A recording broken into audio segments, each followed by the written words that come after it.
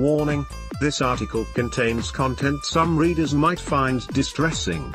Last week's installment of Outlander was a roller coaster for viewers, but ended on a truly harrowing note.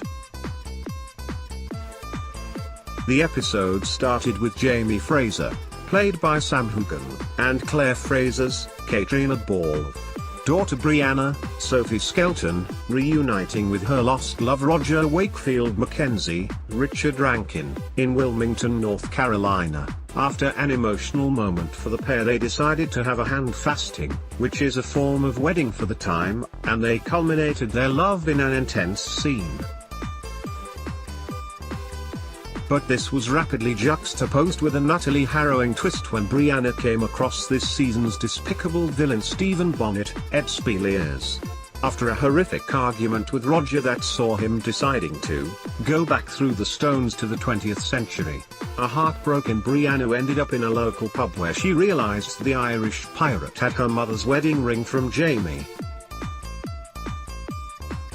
Stephen raped Brianna as payment for the ring, despite her protests that wasn't what she had in mind, and the locals barely blinked in response to what was happening in the room next door.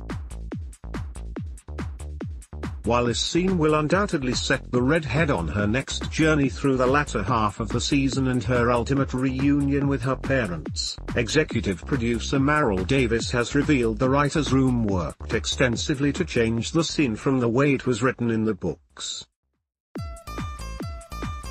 Sharing the process with The Hollywood Reporter, Maril revealed, "This one moment of rape from the books, unfortunately, is very integral to the plot and as we move forward, so we needed to include this moment of violent aggression.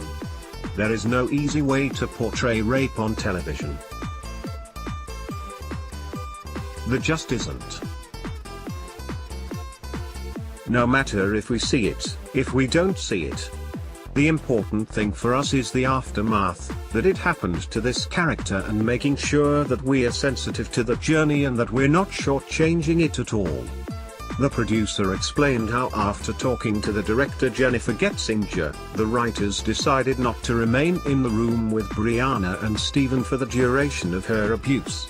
Instead, they chose to portray the moment from the people outside the room, which ended up being a startling comment on the time and how 18th century folk simply wouldn't be fazed by such horror.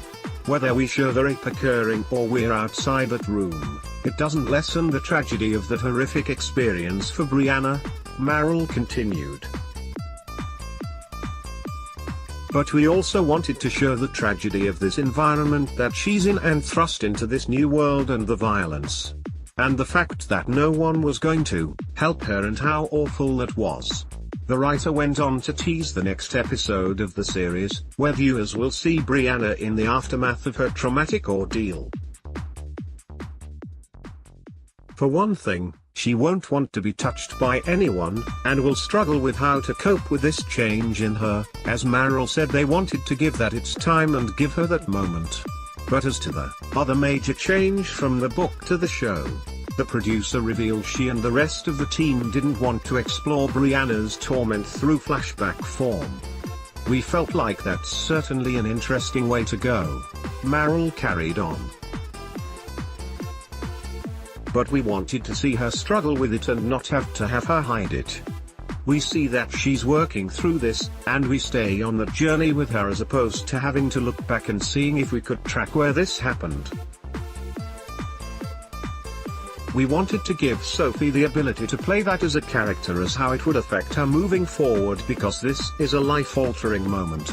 Outlander Season 4 continues Sunday on Stars and follows on Amazon Prime Video shortly after in the UK.